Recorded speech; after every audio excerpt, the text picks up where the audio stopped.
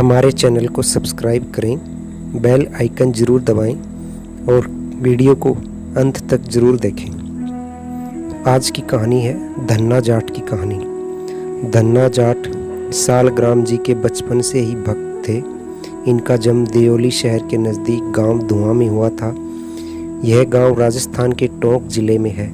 उनके गुरु रामानंद जी ने शुरू में वह मूर्ति पूजक थे, परंतु बाद में वह निर्गुण ब्रह्मा की आराधना में लग गए। बचपन में जैसे ब्राह्मणों को उन्होंने सालग्राम जी की पूजा करते देखा था, अपनी समझ से वैसी ही पूजा करने का आयोजन वे करने लगे। धन्ना भगवान को रोटियों का भोग लगाते थे और भगवान प्रकट होकर उनका भोग ग्रहण करते थे। धन्ना जाट के पिता एक साधु सेवी, सरल हृदय साधारण किसान थे। पढ़े लिखे तो नहीं थे, परंतु वे श्रद्धालु उनके यहाँ प्राय विचरते थे। साधु संत आकर 1-2 दिन तक टिक जाते थे। धन्ना जी की उस समय 5 वर्ष की अवस्था थी। उनके घर पर एक ब्राह्मण पधारे। उन्होंने अपने हाथों कुएं से जल निकालकर स्नान किया और तब झोली में से सालग्राम जी को निकालकर उनकी तुलसी, चंदन, धूप, दीप आदि से पूजा की। बालक धन्ना बड़े ध्यान से पूजा देख रहे थे। उन्होंने ब्राह्मण से कहा, पंडित जी, मुझे भी एक मूर्ति दो, मैं भी पूजा करूँगा। भला जाट के लड़के को सालग्राम तो कौन देने चला था, परंतु बालक हट करके रो रहा था। ब्राह्मण ने एक काला पत्थर उसके पास से उठाकर देते हुए कहा, बेटा, यही तुम्हारे भगवान हैं, तुम इनकी पूजा किया करो। बालक धन्ना को बड़ी प्रसन्नता हुई। अब वे अपने भगवान को कभी सिर पर रखते और कभी हृदय से लगाए घूमते। खेल कूद तो उन्हें भूल गया हो और लग गए भगवान की पूजा में।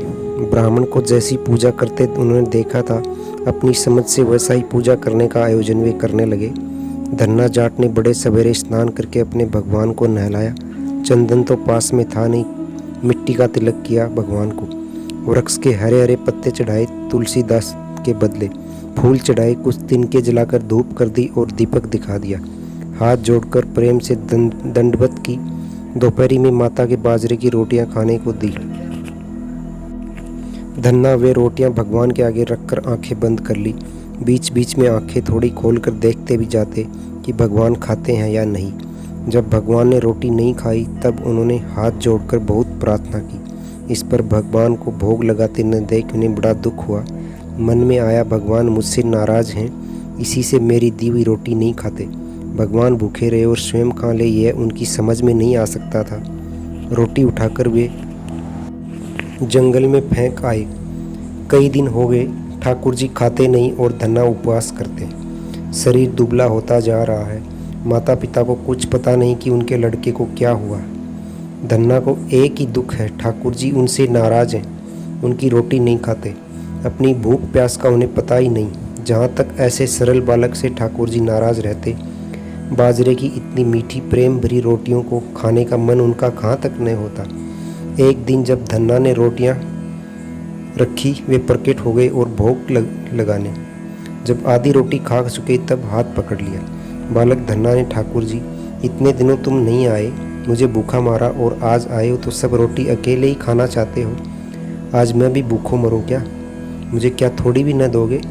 बची हुई रोटियां भगवान ने धन्ना को दे दी, जिनको सुदामा के चावल द्वारका के 56 भोग से अधिक मीठे लगे थे। विदुर के साग तथा विदुर पत्नी के केलों के छिलके के लोभ से दुर्योधन का सारा स्वागत सत्कार जिन्होंने ठुकरा दिया था। भीलनी के बेर का स्वाद वर्णन करते जो थकते नहीं थे, उनको उन्हीं के प्रेम भूखे व्रज राजकुमार को धन्ना की रोटियों का स्वाद लग गया। अब नियमित रूप से वे धन्ना की रोटियों का नित्य भोग लगाने लगे। बाल्यकाल समाप्त होने पर धन्ना जी में गंभीरता आई। भगवान ने भी इनके साथ एक बाल क्रीड़ा करना प्रारंभ कर दिया। परंपरा की रक्षा के लिए प्रभु ने इन्हें दीक्षा लेने का आदेश दिया। धन्ना जी वहाँ से काशी गए और वहाँ भी श्री रामानंद जी से इन्होंने मंत्र ग्रहण किया। गुरुदेव की आज्ञा लेकर वे घर लौट आए। अब धन्ना जी को सर्वत्र सब में अपने भगवान के दर्शन होने लगे। वे उस हृदय हारी को सब कहीं देखते और उनकी स्मृति में मगन रहते। एक दिन पिता ने उन्हें खेत में गेहूं बोने भेजा। मार्ग में कुछ संत मिल गए। संतों ने भिक्षा मांगी। धन्ना तो सर्वत्र अपने भगवान को ही देखते थे। भूखे संत मांग रहे थे, ऐसे समय चूकने वाले धन्ना नहीं थे। जहाँ कोई 15 दिन दरिद्र भूख से पीड़ित होकर अन्न मांगते हैं, वहाँ स्वयं भगवान हमसे सेवा चाहते हैं। यह स्मरण रखने की बात है। जो ऐसा अवसर पाकर चूक जाते हैं उन्हें पश्चाताप करना पड़ता है। धन्ना ने समस्त गेहूं संतों को दे दिया। यह जानकर माता पिता असंतुष्ट होंगे, इस भय से धन्ना जी ने खेत में हल घुमाया और इस प्रकार खेत जोत दिया जैसे गेहूं बो दिया हो। घर आकर उन्होंने कुछ कहा नहीं। धन्ना ने भूमि के खेत में गेहूं बोया हो या न बोया हो, उस खेत में बो ही दिया था। जहाँ बोए बीज का भंडार कभी घटता नहीं। भक्त की प्रतिष्ठा रखने और उसका महत्व बढ़ाने के लिए भगवान ने लीला दिखाई। पृथ्वी ने धन्ना के खेत को गेहूं से भर दिया। चारों ओर लोग प्रशंसा करने लगे कि इस वर्ष धन्ना का खेत ऐसा उठा है जैसा कभी नहीं सुना गया।